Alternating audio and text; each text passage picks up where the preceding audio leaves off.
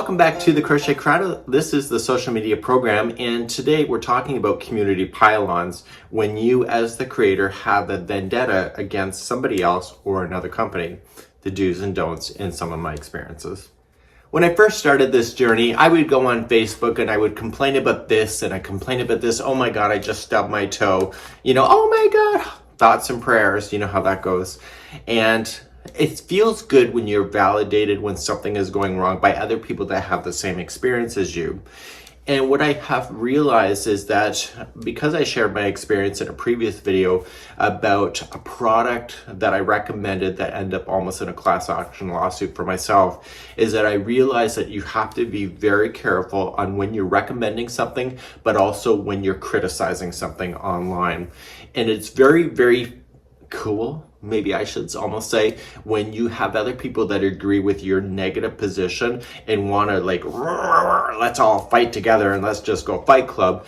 But it has a downfall that you may not consider, because not everybody will agree with your thought process or your opinion about a person or a company.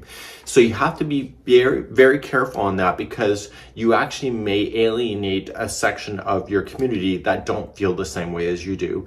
And we see this in my industry all the time. Some people like one craft store versus the other. They like one department store versus another. And you will never find that equal balance where your entire community likes something at the same time, especially when you're product oriented, that you may not like Red Heart Super Saver, but you love Bernat Super Value.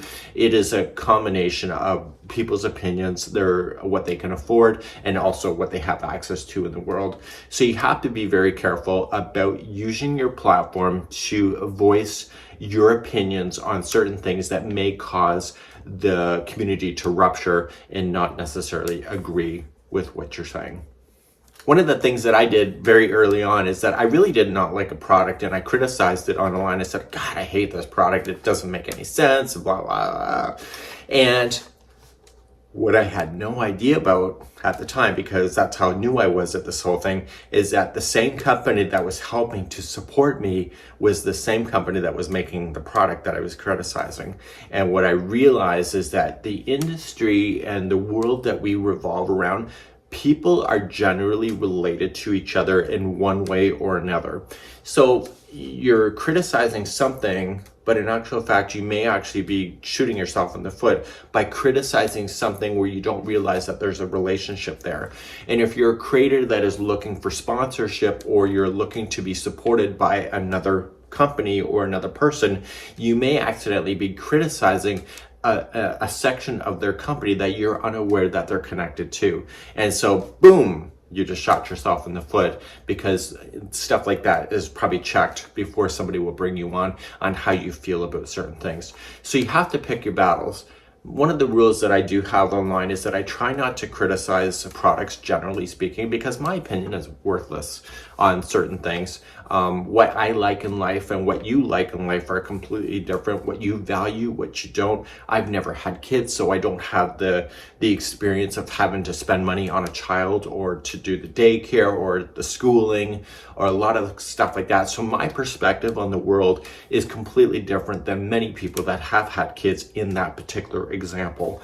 So for myself, is that it's easy for me to say, oh, it's affordable to most people. Well, it's probably more affordable to me because I don't have that extra expense of having that. And also because my family just disconnected in that way of not visiting each other or making that effort to do Christmas or birthdays or anything. There's extra money left over in the pot that you just don't spend because you just don't participate with that. So you want to make sure that with your community that you're handling it with responsibility, but also realize that your community is diverse, not just in culture and language, but also in finances, which is really truly key.